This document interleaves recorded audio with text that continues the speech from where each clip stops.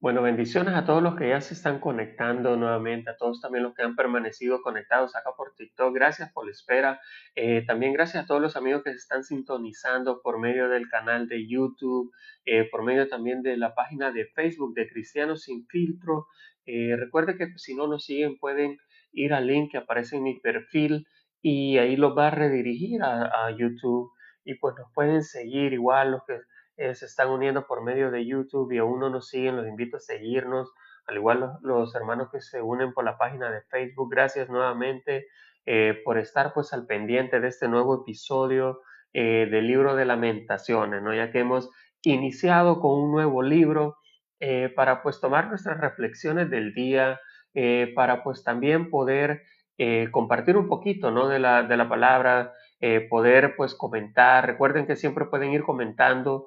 Yo trato de estar muy pendiente de los comentarios, aunque pues a veces por estar concentrado acá no leo mucho, pero sí los tomo bastante en cuenta. Igual pueden ir comentando de qué parte se conectan, de dónde me están saludando también. Por aquí ya teníamos un par de personas conectadas también. Teníamos a Irma, teníamos a Saraí, mi esposa, teníamos pues al podcast, ¿no? A Cristianos Sin Filtro.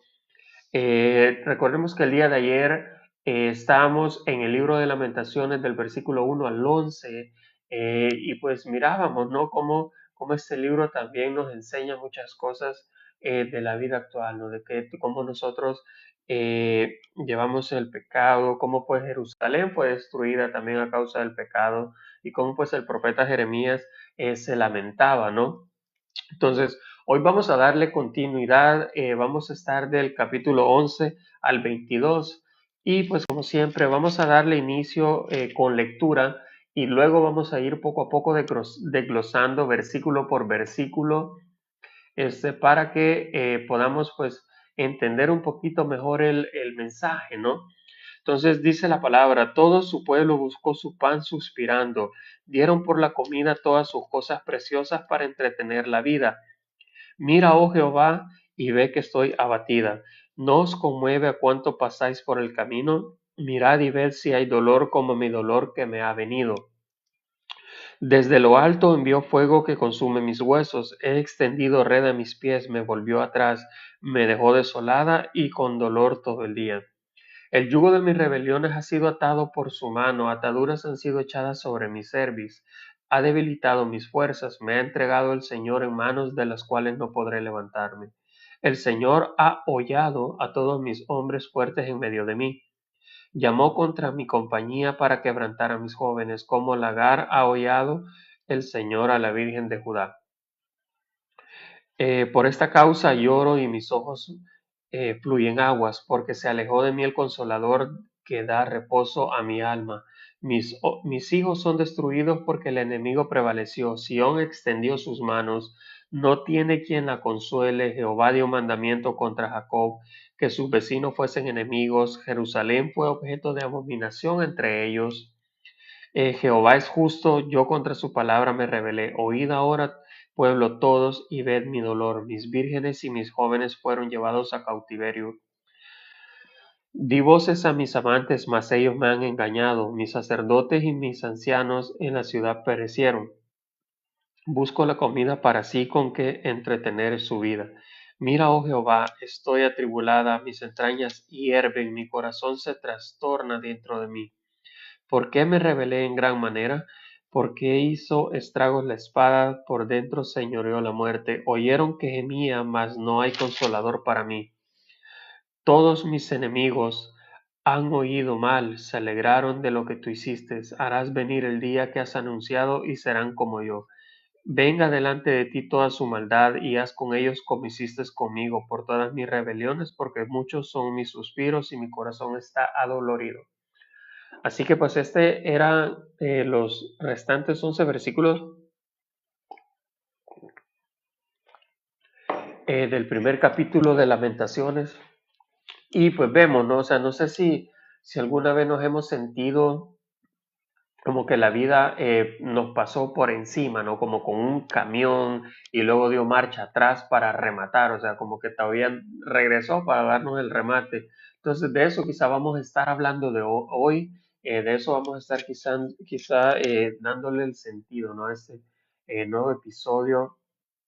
¿Por qué? Porque dice que Jerusalén ha caído. O sea, no solo es una derrota militar, es el colapso de su identidad. O sea, el versículo 11 abre con un hambre tan canina que la gente cambia sus tesoros por pedazos de pan, ¿no? O sea, el pecado sabemos que tiene un costo emocional, muchas veces también llega a tener un costo económico, lo que antes valorábamos, ¿no? Como quizás joyas, lujos. eh, Todo eso ahora no vale nada comparado con la supervivencia, ¿no? Que nos deja. O sea, vemos el clamor de la ciudad del versículo 12 al 15. Entonces, encontramos una de las fases más potentes de la Biblia. O sea, no os conmueve a cuánto pasáis por el camino. O sea, la indiferencia del mundo discute cómo a veces sufrimos y sentimos que el resto del mundo sigue girando como si nada. O sea, Jerusalén está gritando, mírenme, esto duele. O sea, ¿por qué? Porque el fuego en sus huesos, vemos que dice el versículo 13, ¿no? O sea, Jeremías usa metáforas quizá un poco intensas. Dios quizás no es tan piadoso acá por como podemos leer, ¿no? Entonces, Él envió el fuego y la red, dice, o sea, es el juicio divino sobre su máxima expresión, pero pues todo esto es a causa del pecado, ¿no? Que tenía eh, Jerusalén. Entonces, vemos cómo la imagen del lagar en el versículo 15 explica que Dios pisoteó a la ciudad como se pisan las uvas para hacer vino. O sea, no sé si ustedes han tenido la oportunidad de ver, bueno, yo he visto por videos de YouTube, está viendo cómo las aplazan, ¿no? Para exprimirla. Entonces, de esa misma manera, entonces es una imagen un poco gráfica del juicio que el Señor puso sobre esta ciudad, ¿no? Entonces vemos luego que dice, continuando en el versículo 16 y 17, dice, eh, ojos que se deshacen en aguas. O sea, el versículo 16 describe un llanto que no para, o sea, es un llanto insaciable. No sé si alguna vez ustedes les ha dolido tanto algo que ya lloran hasta sin ganas, o sea, ya por más que quieren parar, no pueden. O sea, ¿por qué? Porque las lágrimas continúan saliendo, porque es un sentimiento que no termina, ¿no? Entonces, vemos que es válido llorar, o sea, ¿por qué? Porque acá el profeta llora, o sea, entonces nosotros tenemos permiso para desahogarnos, ¿no? Pero a la vez cuando nos desahogamos, tenemos que tener también eso de confesar nuestros pecados, de confesar nuestras faltas, para que pues el arrepentimiento sea genuino, ¿no? Vemos luego en el versículo 17 la soledad absoluta, nos dice. Entonces, Sión extendió sus manos, no tiene quien la consuele, dice. O sea, esta es la tragedia quizás del aislamiento, ¿no? ¿Por qué? Porque Jerusalén o la ciudad en acá quizás buscaba amigos o aliados políticos que tenían en su tiempo, pero todos le dieron absolutamente la espalda. Entonces, ¿qué nos quiere dar a entender acá? Que cuando nosotros confiamos en el sistema o en las personas por encima de Dios, nos quedamos solos en la crisis. No sé si pues más de alguno les ha pasado, a mí en lo personal sí, pues cuando estamos en crisis, las personas que quizás nosotros más pensamos que van a estar cerca son las que quizás nos dan la espalda, ¿no? O las que no nos dan la ayuda, pero eh, ese es el error que nosotros cometemos porque nosotros confiamos en el hombre, mas no confiamos en Dios y recordemos que Dios nunca nos va a desamparar. Él siempre está ahí atento, su oído siempre está atento a nuestro clamor. ¿Para qué? Para brindarnos la ayuda, ¿no? Para hacer ver su poder, para recordarnos que tenemos un Dios grande, un Dios misericordioso. Entonces la confesión, pues puede ser que La vemos en el versículo 18 y 19, ¿no? Que quizá acá es donde da el giro de 180 grados del capítulo. ¿Por qué? Porque dice luego de todo esto, dice, Jehová es justo y yo me rebelé contra su palabra, dice en el versículo 18. Así que esto es lo que les decía, ¿no? Que muchas veces nosotros nos rebelamos, nosotros no andamos de acorde a la ley, no andamos pues en los pasos que Dios quiere para nosotros. Entonces es cuando nosotros recibimos el castigo, y quizás no es un castigo, sino que es una manera de hacernos entender, de hacernos volver a Él como un padre, ¿no? O sea, como nuestros padres, ¿no? Nuestros padres nos castigaban, ¿por qué? Porque nos querían, ¿no? Entonces, cuando miraban las acciones eh, que nosotros andábamos o en los pasos que nosotros andábamos y ellos venían y nos corregían de pequeños, es cuando eh, ellos demuestran su amor. ¿Por qué? Porque quieren lo mejor para nosotros. Ellos, al igual que Dios, querían planes de bien para nuestra vida.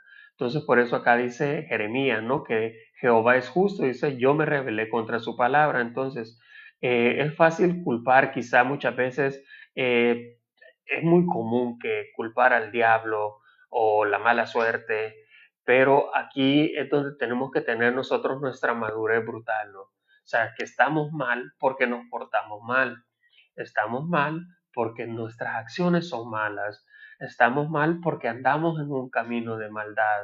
Entonces, no de todo lo que nos sucede el diablo tiene la culpa. ¿Por qué? Porque muchas veces nosotros solitos nos ponemos de pecho, como dijéramos los salvadoreños, ¿no? O sea, nosotros mismos nos ponemos al pie del cañón. ¿Para qué? Para que la vida o para que el Señor meta esa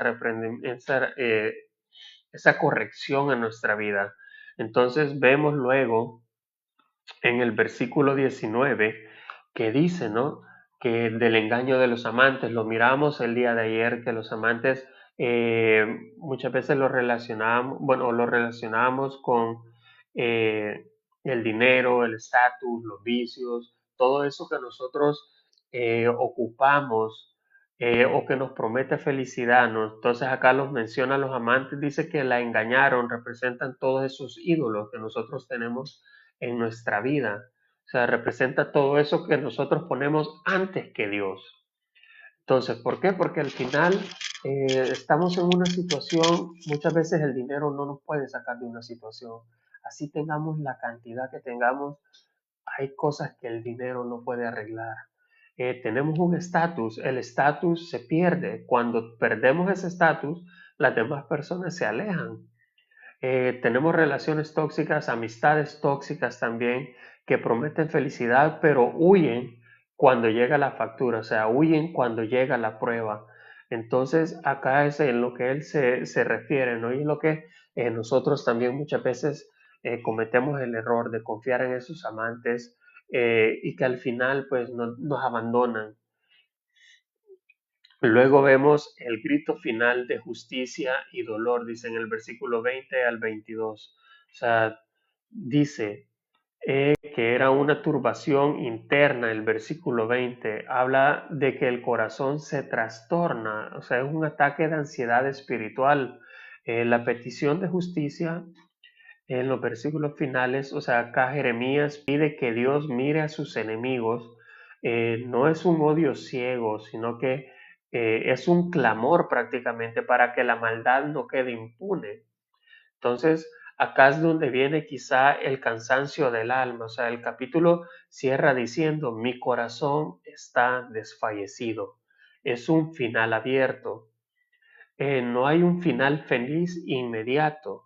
O sea, y eso es lo que hace que la Biblia sea tan real. O sea, que todas estas situaciones de las que Jeremías nos habla hace bastante, pues todavía las podemos adaptar a nuestra manera, a nuestra vida, a este tiempo actual. Entonces, pues acá viene una pregunta retórica, ¿no? O sea, ¿qué es eso que hoy consideramos o que consideras un tesoro? ¿Por qué? Porque todos tenemos algo que consideramos quizá un tesoro, ¿no? Pero que cambiaríamos por un poco de paz mental mañana. O sea, Dios no se va a asustar con nuestro dolor, Él no se va a alejar con nuestro dolor, pero lo único que Él pide es nuestra honestidad, lo único que Él pide es que vengamos arrepentidos de corazón. ¿Para qué? Para Él mostrar su misericordia, para demostrarnos de que Él siempre está ahí. Recordemos que el Señor no es hijo de hombre para mentir, y Él no es como nosotros, el Señor no es un ser cambiante. El Señor no es un ser cambiante como nosotros, que cuando estamos bien, estamos con Él, cuando estamos mal, le damos la espalda. Entonces, como puntos de reflexión, vemos el primer punto, que es el valor de las cosas en la crisis. O sea, en tiempos de abundancia valoramos lo estético, ¿no? Lo bonito, ¿por qué? Porque todo nos sale bien, porque todo nos va bien, porque todo el mundo nos saluda, pero en tiempo de crisis valoramos lo vital, o sea, valoramos lo que en realidad vale la pena. Entonces, el texto dice que daban sus cosas preciosas por comida, o sea, para mantener la vida. O sea, imagínense. Entonces, ¿cuántas cosas preciosas en nuestra vida hay que solo son un estorbo? O sea, a veces Dios permite que perdamos los lujos para que redescubramos el valor de lo esencial, o sea, su presencia en nuestra vida. ¿Por qué? Porque muchas veces eh, ponemos todos estos amantes que les mencionaba, ¿no? Los lujos, los estatus, las cosas, las ponemos antes que Dios. Entonces, ¿qué pasa cuando nosotros sentimos que ya estamos en nuestro top, se podría decir? Pensamos que ya no necesitamos de Dios. O sea, nos creemos invencibles, pero nos recordamos que el Señor fue el que nos llevó hasta ahí. O sea, gracias al Señor, gracias a sus bendiciones, hemos llegado hasta donde estamos. Entonces, ¿qué es lo que tenemos que hacer? Seguir siendo agradecidos, seguir honrándole, tratando de ayudar a personas para que nuestra bendición crezca. O sea, no solamente ayudar a nuestras personas cercanas, no. Mirábamos en Eclesiastés que tenemos que eh, ayudar a 7 y aún a 8, decía Eclesiastés en el último capítulo. O sea, tenemos que crear una red de apoyo con más personas, no solamente con nuestro núcleo familiar. ¿Por qué? Porque decía también el libro de Eclesiastés que no sabemos de dónde vendrá la ayuda. ¿Y por qué decía eso? Porque muchas veces las personas que nosotros más ayudamos, cuando nosotros estamos en crisis, son las que menos nos ayudan. Y las personas que menos ayudamos son las que más nos brindan la mano cuando estamos en crisis.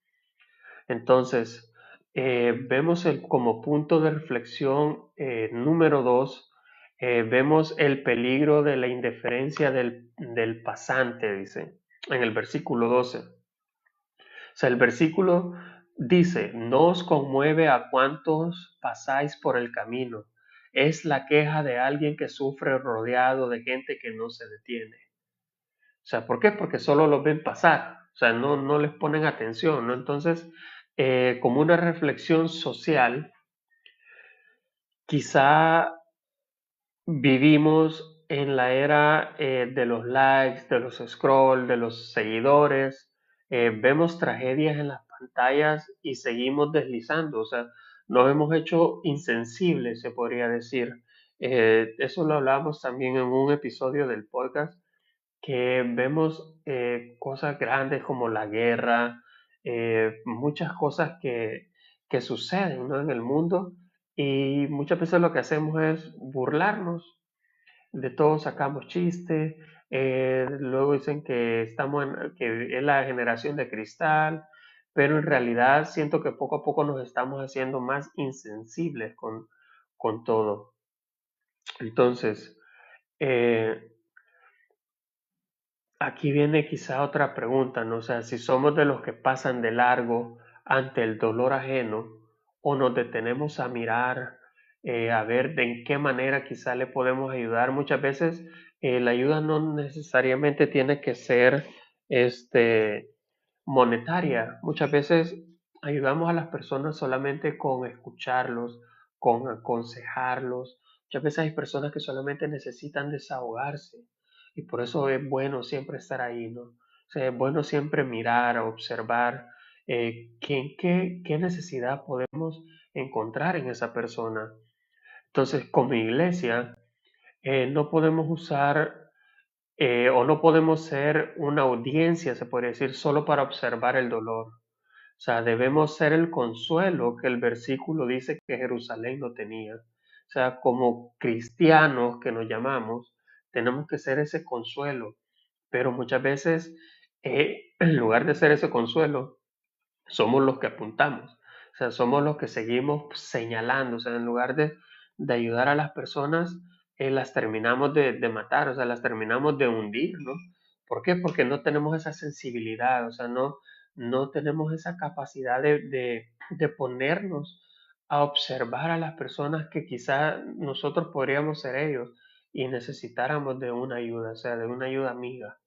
Entonces, vemos como punto número 3 cuando Dios se vuelve nuestro, no quizá oponente, porque Dios nunca va a ser nuestro oponente, pero sí quizás cuando Dios ejerce labor de padre, se podría decir. O sea, esta es la parte más difícil del texto, ¿no? ¿Por qué? Porque Jeremías no culpa a Babilonia eh, de lo que le pasó a Jerusalén, sino que dice que Dios fue quien envió el fuego y la red, dice. Entonces, a veces el desierto que estamos atravesando no es un ataque del enemigo, como le decía, ¿no? O sea, no todo es culpa del diablo, no todo es mala suerte o el karma que le llaman, no. Es una disciplina de Dios, es una disciplina del Padre. ¿Para qué? Para que nosotros entendamos que no es por ahí, para que nosotros entendamos que ese no es el camino. O sea, ¿por qué? Porque si nosotros seguimos por ese camino y aún así disciplinados, las bendiciones nunca van a llegar, las bendiciones se van a retener. Entonces, eh, es más fácil pelear contra un demonio que rendirse en tal disciplina de Dios. O sea, estamos tratando de hacer entendernos a todo eso, la madurez de no buscar culpables, sino causas. Entonces, Jerusalén deja de quejarse de los caldeos y dice, Jehová es justo, yo me rebelé. Entonces, mientras culpemos a todas las personas, de nuestras situaciones, vamos a ser unos esclavos de las circunstancias. ¿Por qué? Porque nunca decimos, yo me rebelé, nunca tomamos la responsabilidad y abrimos la puerta al arrepentimiento y la restauración, ¿no? Sino que vemos como quinto punto el fracaso, ¿no? O sea, dice, llamé a mis amantes, mas ellos me negaron. Jerusalén tenía alianzas con muchos países, como les decía, pero cuando las cosas se pusieron duras, nadie llegó. Y es lo que muchas veces nos sucede a nosotros. Entonces el agotamiento es real, el agotamiento es permitido. El capítulo pues termina diciendo, mi corazón está desfallecido, no termina con un grito de victoria si nos fijamos, o sea, termina con un suspiro de agotamiento. Entonces, hoy los invito a que antes de dormir no le pidamos a Dios que quite el problema de inmediato, sino que primero hagamos como Jeremías, sentémonos, identifiquemos en qué nos rebelamos o en qué nos rebelamos prácticamente, reconociendo quiénes son esos amantes que tenemos, esos amantes que nos fallaron y digámosle al Señor, o sea, mi corazón está cansado, ven tú a ser mi consuelo. Entonces, llegamos pues al final, ¿no? del recorrido de este primer capítulo de Lamentaciones, y si algo nos queda claro en este primer episodio es que la fe no se trata de pretender que todo está bien, sino de entender la valentía de decirle a Dios exactamente cómo estamos. O sea, hoy vivimos a una Jerusalén que lo perdió todo, sus tesoros, sus aliados y hasta sus fuerzas. Pero en medio de ese versículo 22, donde Jeremías confiesa que su corazón está desfallecido, hay una lección que quiere Él que nos llevemos a casa y que Dios no nos pide una fe perfecta, Dios nos pide una fe honesta. Entonces, si hoy nos sentimos o si hoy te sientes como Jeremías acá, cansado, sintiendo que tus amantes, o sea, esas cosas en las que pusiste tu confianza, te fallaron, o sintiendo que el fuego de la prueba es demasiado fuerte, no cierres este episodio con culpa, o sea, cerrémoslo con redención o con rendición. O sea, recuérdalo, vengamos a confesar nuestros pecados delante del Señor, identifiquemos esas cosas que nos engañan, o sea, soltemos lo que nos engaña y volvamos a la fuente de vida, que pues es el Padre, ¿no? O sea, abracemos la responsabilidad, dejemos de buscar culpables y busquemos la justicia de Dios. O sea, lloremos si es necesario, nuestras lágrimas no es señal o no es falta de fe, no, sino que simplemente son una señal de que somos seres humanos y que Dios está ahí para recoger cada una de ellas. Entonces vemos que Jerusalén tocó fondo, pero es precisamente en el fondo donde dejamos de mirar a los lados y empezamos a mirar hacia arriba. Entonces, gracias por acompañarme en este episodio. Pues si esto de pronto no suena como algo que están pasando por un momento de lamentaciones, se podría decir, reflexionemos, ¿no?, en lo que hablamos y pidámosle al Señor que nos dé sabiduría para poder identificar esas situaciones, esas personas, esos amantes en los cuales nosotros nos estamos distrayendo.